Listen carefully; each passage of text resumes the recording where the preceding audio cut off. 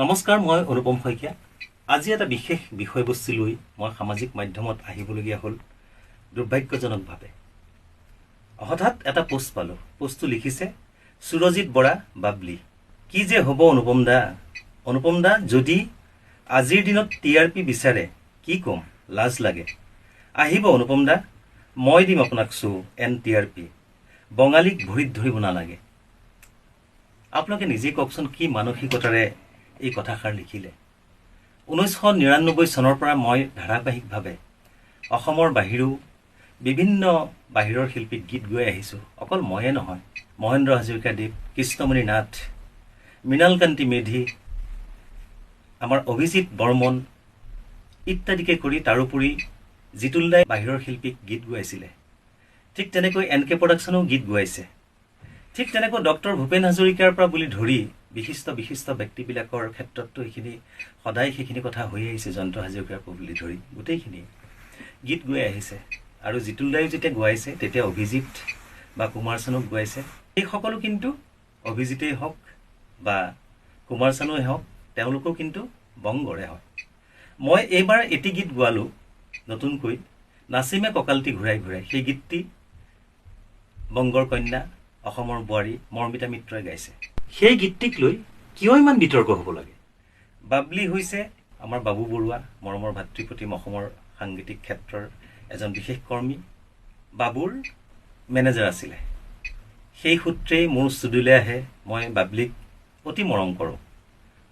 আৰু বাবলি মোৰ লগত সদায় কিন্তু ককাই ভাইৰ নিচিনাই আমি সদায় মাতবোল কৰি চলি আহিছোঁ। আজি বাবলিয়ে দিয়ে এই পোষ্টটোত মই বাবলি তোমাকেই সুধিছোঁ যে তুমি এই পোষ্টটো কিয় দিবলগীয়া হ'ল, কাৰ প্ৰৰোচনাত দিবলগীয়া হ'ল।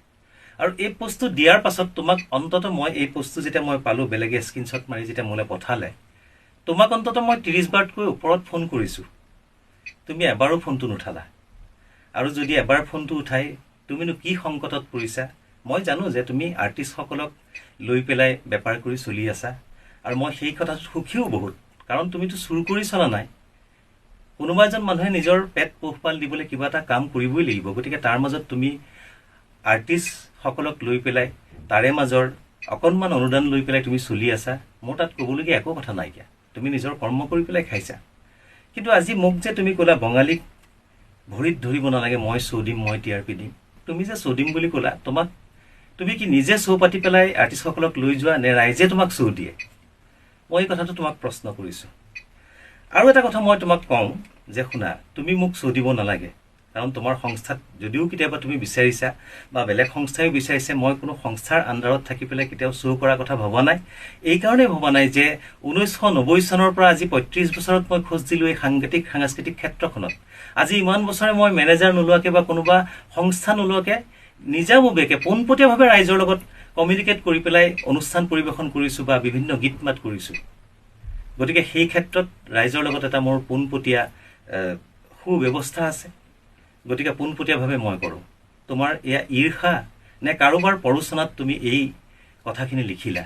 তোমাৰ লগত তোমাৰ কোনো ধৰণৰ মনোমালিন্য হ'বলগীয়া ব্যক্তিগত কোনো কাৰণ নাই নে? তুমি মোৰ লগত যুঁজাৰু হয়, তুমি সাংস্কৃতিক ক্ষেত্ৰৰ এজন কৰ্মী হয়, যে তুমি গান সৃষ্টি কৰা, তুমি গান গোৱা, লিখা, সুৰ কৰা, মিউজিক কৰা, কি কৰা তুমি কৰা, তোমাৰ ব্যৱসায় কৰা তুমি আৰ্টিষ্টক লৈ পেলাই।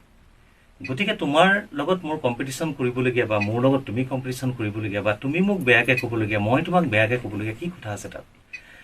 তুমি যে ক'লা যে বঙালীসকলৰ ভৰিত ধৰিব নালাগে, সেই বঙালী কণ্ঠশিল্পীসকলৰ বা শিল্পীসকলৰ অসমীয়া সংগীত জগতত কিমানখিনি অৰিহণা আছে তুমি জানানে? তুমি হয়তো নামেই শুনা নাই বহুতৰ।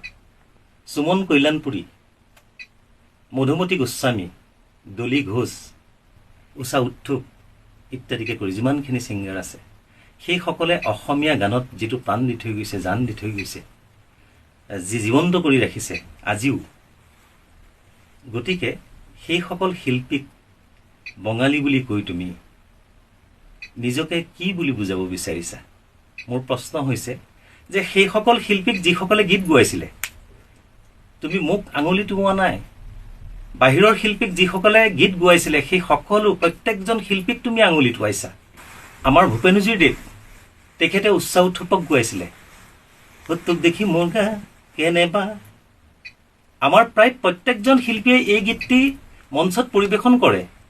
তাৰমানে প্ৰত্যেকজন শিল্পীয়ে কি বঙালীৰ ভৰিত ধৰা বুজায় নেকি যে অসমৰ ইতিহাস অসমৰ সংস্কৃতি একো নুবুজাকৈ নজনাকৈ তুমি এটা কথা লিখি দিব পাৰা য'ত তোমাৰ বেপাৰকেই খালি সৰগত কৰি লৈছা আজি চাগে জয়ন্ত হাজৰিকা ভূপেন হাজৰিকাদেৱৰ দৰে ব্যক্তিৰ সমাধিত চাগে তেওঁলোকৰ আত্মাই চিঞৰি চিঞৰি কান্দিছে যে কিয় আমি অসমীয়াৰ বাহিৰে বেলেগ শিল্পীক গীত গাইছিলো আমি কি ভুল কৰিলো আজি চাগে লতা মংগেশকাৰ বাইদেউৰ নিচিনা ভাৰত ৰত্ন পোৱা ব্যক্তিয়ে চাগে সমাধিত নিজৰ আত্মাক চাগে নিজেই চাগে সান্তনা দিব পৰা নাই কিয় আমি অসমীয়া গীত গাইছিলো তোমালোকৰ দৰে ব্যক্তিৰ কাৰণে মই বহুত কথা ক'বলৈ নাযাওঁ গোটেই কথাটো মই অকলশৰীয়া মানুহ মোৰ সংগ হৈছে ৰাইজেই মোৰ শকতি ৰাইজেই মোৰ ভকতি গতিকে সমগ্ৰ কথাটো মই ৰাইজক বিবেচনা কৰিবলৈ আগবঢ়াই দিলো আৰু যিজন ছিংগাৰক লৈ বেপাৰ কৰা ব্যক্তিয়ে অসমীয়া সংস্কৃতিৰ শিল্পীৰ